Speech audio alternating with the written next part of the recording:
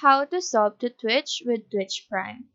So go ahead to twitch.tv using any browser in your phone. We are not using the Twitch application itself since there are some features that are not available there.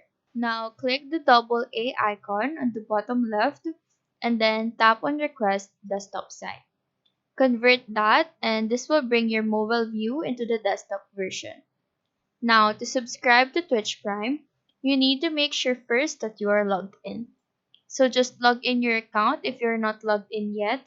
And once this loaded, proceed to the next step, which is searching or tapping on the streamer that you want to subscribe to.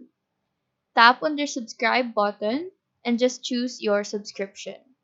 Now, I don't have any Twitch Prime subscription, so nothing is showing here, but I will show a screenshot.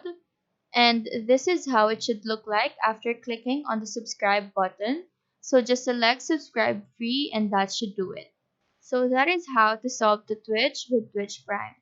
Do let us know if this video helped you out, and if you have any questions, feel free to drop them down below. Thank you for watching and have a nice day.